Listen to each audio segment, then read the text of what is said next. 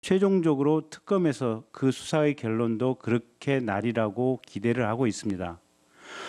어쨌든지 간에 이런 자금을 바탕으로 해서 이 자리에 앉아 있는 정동춘 증인 같은 경우는 월 1,200만 원 급여를 받고 있던가요? 맞습니까? 770 정도. 월 770의 급여와 자동차를 제공받는 것으로 알고 있습니다. 이건 있어서는 안 됩니다. 특검 또는 검찰에서는 즉시 이 미르나 K스포츠의 자금 전부에 대해서 범죄 수익의 일종으로 보고 압류 조치를 취해 주시기 바랍니다. 그 부분을 제대로 하지 않으면 특검과 검찰 역시 상당한 비판이 있을 것 같습니다. 그다음에 조윤선 증인,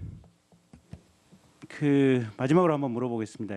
아까 우리 도종환 의원께서 질의할 때 2015년 국정감사에서도 이 블랙리스트에 관한 문제 제기가 있었다고 하니까 그렇다고 답변하셨죠.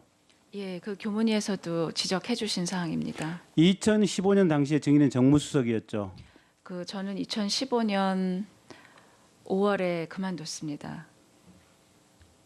그러면 2015년 국정감사 당시에는 아무것도 아니었나요? 예, 저는 그냥 쉬고 있었습니다. 쉬고 있었습니까? 예. 저 화면 한번 좀 띄워봐 주실래요? 박근혜 대통령.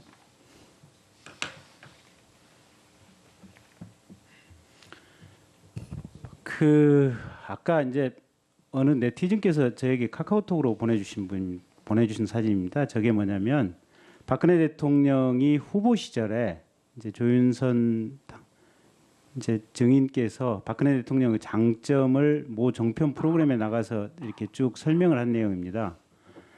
다시 한번 앞으로 첫 화면으로 한번 가볼까요? 박근혜 대통령 애국심으로 가득 차 가까이에서 본 박근혜 대통령. 다음 페이지로 한번 가보시죠.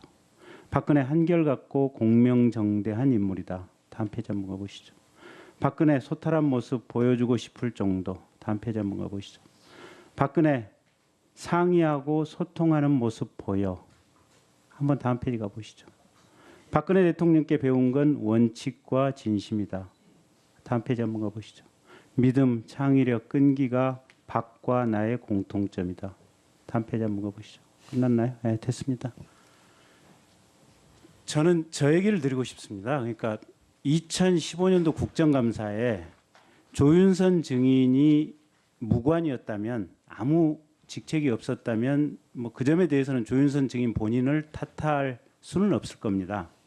그런데 조윤선 증인이 저렇게 생각했던 박근혜 대통령이 2015년 국정감사에 이미 헌법과 법률을 위반해서 범죄 행위를 저지르고 있는 문화예술계 블랙리스트라고 하는 범죄 행위를 체계적으로 저지르고 있다는 것이 국정감사장에서 국회의원에 의해서 문제 제기가 됐는데, 원칙을 존중하는 박근혜 대통령, 또 대화와 소통을 한다고 하는 박근혜 대통령이 그 점에 대해서 아무런 내부 조사, 국가 전체적인 진상 조사, 문체부 내부에 대한 조사, 청와대 내부에 대한 조사 전혀 없이 2016년도 최근까지도 그 블랙리스트가 실제 집행되어 왔다고 보여집니다.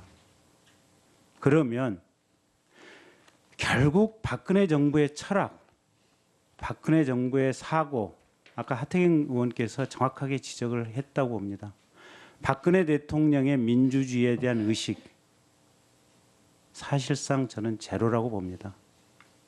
그런데 그런 박근혜 대통령을 저런 수사로서 당선시키는데 일조를 했던 우리 조윤선 증인, 또 문체부 장관이 돼서도 그와 같은 국회의 꾸준한 문제 제기에 대해서도 제대로 파악도 하지 못하고, 심지어는 본인이 정무수석으로 재직하고 있을 당시에 밑에 있던 부하 비서관 2명이 곧 영장이 청구되는 것으로 알고 있습니다.